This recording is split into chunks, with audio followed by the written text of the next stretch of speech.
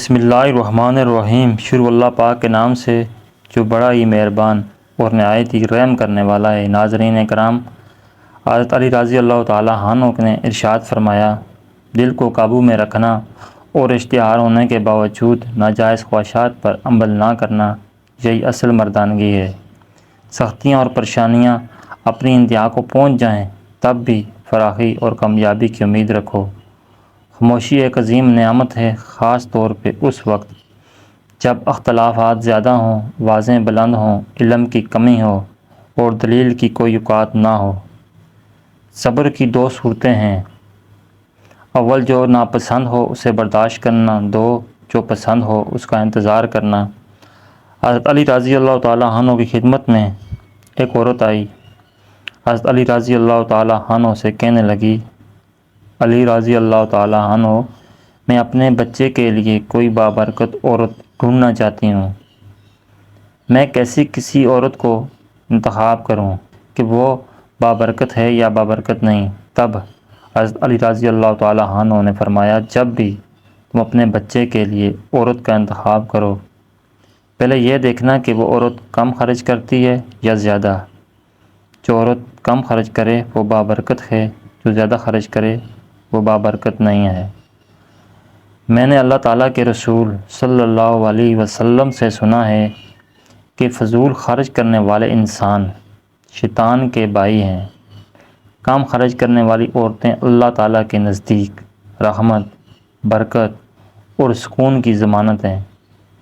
اپنوں کو ہمیشہ اپنے ہونے کا احساس دلاؤ، ورنہ وقت آپ کے اپنوں کو آپ کے بغیر جینا سکھا دے گا۔ مومن کو چاہیے کہ قبلہ رخ کر کے نہ تھوکے۔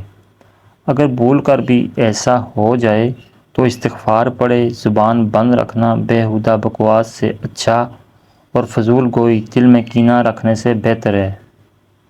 آخری زمانے کے لوگ بھیڑیے اور حکمران درندے ہوں گے۔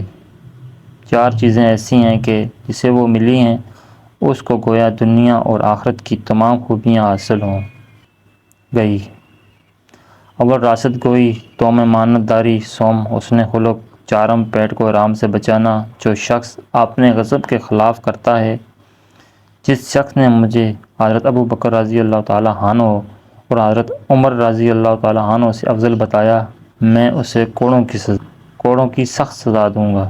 معاف کرنا سب سے زیادہ اسے زیب دیتا ہے جو سزا دینے پر قادر ہو۔ دنیا والے ایسے سواروں کی مانند ہیں جو سو رہے ہیں اور سفر جاری ہے۔ تین عمل سخت ترین ہیں، اول اپنے نفس سے کسی کو حق دلوانا، دوم ہر حال میں ذکر الہی کرنا، سوم دوسرے بھائی کی حاجت کا خیال رکھنا۔